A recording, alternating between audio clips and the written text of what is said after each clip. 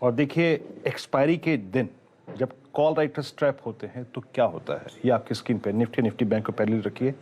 33,030 का लेवल जैसे ही निकला वहां से 300 पॉइंट मिल चुके हैं।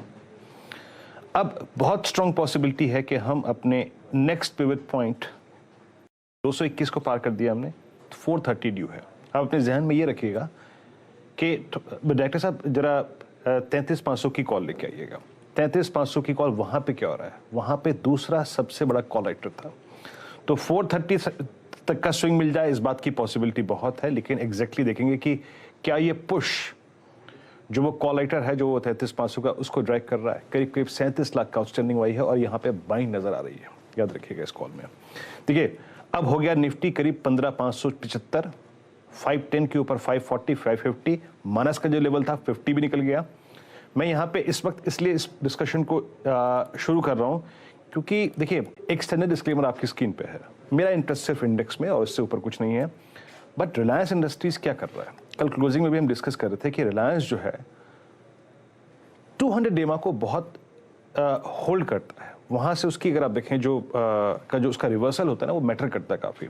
शुभम आपकी राय क्या है, अगर मैं ट्रेड ना भी लूँ आई मीन रिलायंस पे, बट अगर हम 1520 जो कि पिछले कुछ सेशन का या फिर कल का अगर आप देखें आखिरी के सेकेंड हाफ का इनफैक्ट जो हाई है, अगर वो निकलता है तो यहाँ पे शॉर्ट कवरिंग थ्रस्ट कहाँ तक ले जा सकता है इसको। मेरे को स्क्रीन पे दिख रहा है कि अभी कोई ट्रेड नहीं है, बट अबव 1520 2520 क्या होगा यहाँ पर प्रोजेक्शन?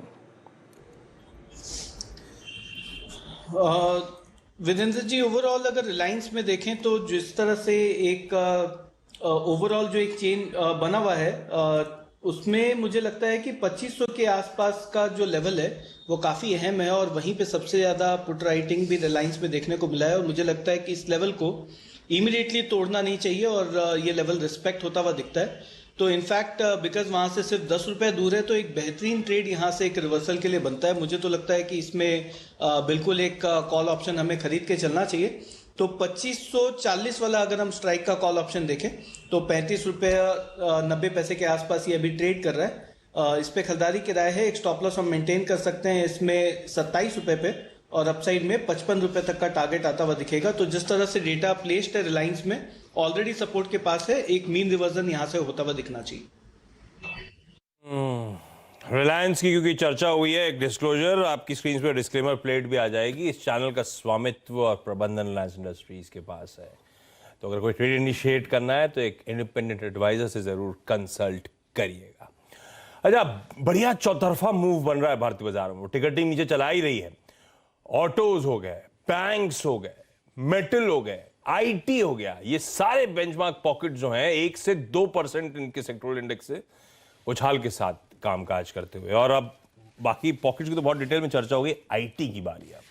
आईटी हरकत में इसीलिए है, 1% का उछाल है, कुछ तो ग्लोबल क्यूज होंगे और दूसरा इंपॉर्टेंट एक और चीज हमारे भारतीय आईटी कंपनीज के लिहाज से एक बड़ा क्यू आने वाला है, क्लू आने वाला है आगे के आउटलुक को लेकर, जब आज शाम को एक्सेंचर के नंबर्स यूएस में फाइल किए जाएंगे।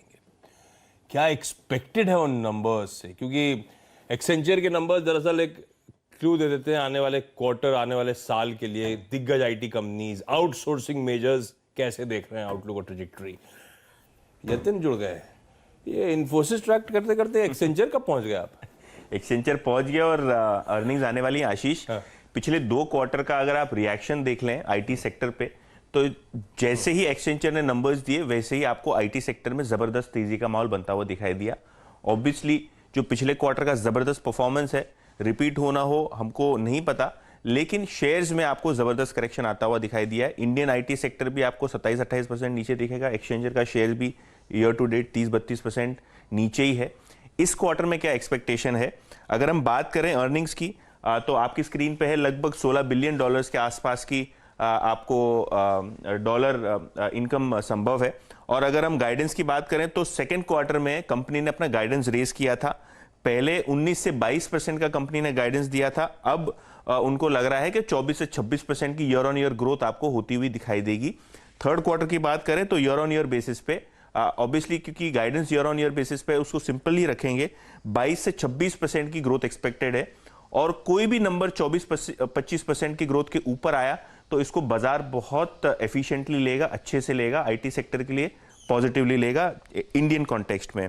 मार्जिन्स पे थोड़ा बहुत दबाव रहेगा क्योंकि हमने ये देखा है in general IT sector margin pressure में है, क्योंकि चर्न रेट्स या जो हम एट्रिशन की बात करते हैं वो बढ़े हुए हैं, एम्प्लॉय कॉस्ट बढ़े हुए हैं।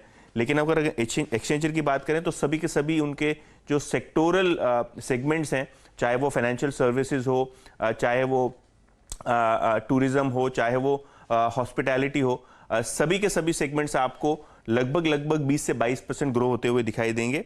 और जहां तक कि कंपनी के इन्वेस्टर डे का भी सवाल है, वहां भी मैनेजमेंट ने कहा था कि काफी स्ट्रांग रिलेशनशिप है, क्लाउड बिजनेस बहुत अच्छा कर रहा है और इसीलिए आउटलुक भी अच्छा है। तो ये देखा जाएगा कि मैनेजमेंट अपना गाइडेंस मेंटेन करता है कि नहीं और किस हिसाब से आपको ये थर्ड क्वार्टर CY22 की अर्निंग्स डिलीवरी एक्सचेंजर करता हुआ दिखाई देगा। जैसे कि मैंने पहले कहा, अगर रेवेन्यू ग्रोथ 24-25% के ऊपर है ईयर ऑन ईयर बेसिस पे एक्सचेंजर के लिए करंट क्वार्टर का, तो बहुत ही अच्छे तरीके से इसको आईटी सेक्टर के लिए लिया जाएगा। तो ये हो गए एक्सपेक्टेशंस। कल सुबह यतिन से जुड़ेंगे और समझेंगे एक्सपेक्टेशन के सामने रियलिटी क्या है, तो पता चल जाएगा असल तस्वीर क्या है। लेकिन आज होप ट्रेड जरूर देखने को मिलेंगे। एक्सेंचर भी जैसे हमारी आईटी कंपनीज पिटी है ना, $415 के हाईज थे, वहीं पे टॉप बनाया था स्टॉप ने और वहां से आज $285 के आसपास ट्रेड करता है।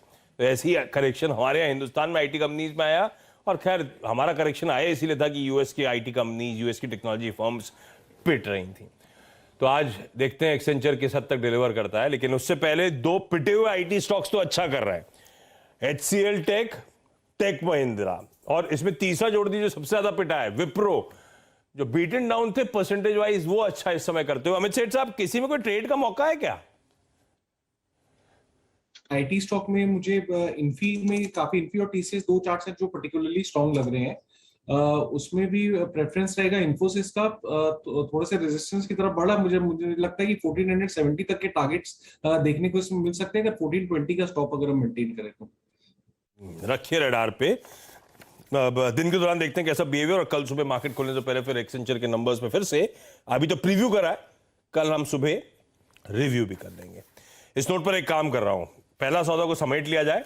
आप सबका जुड़ने के लिए बहुत बहुत धन्यवाद। आज एक्सपायरी के दिन बढ़िया तरीके से स्टॉक पिकिंग, बढ़िया तरीके से मार्केट समझाने के लिए थैंक यू। अमित सेठ साहब हमारे साथ कंटिन्यू करेंगे 10 के दमदार ट्रेड्स। रचना जी आपको आपकी स्क्रीन पे नजर आएंगी, उनकी भी बेहतरीन स्टॉक पिकिंग मिलेगी आपको। लेकिन एक छोटा सा ब्रेक लेते हैं, 1 मिनट बाद उस पार लौटेंगे और एक आधे घंटे का एक्शन पैक लाइनअप आपके सामने डिटेल रखूंगा उसकी।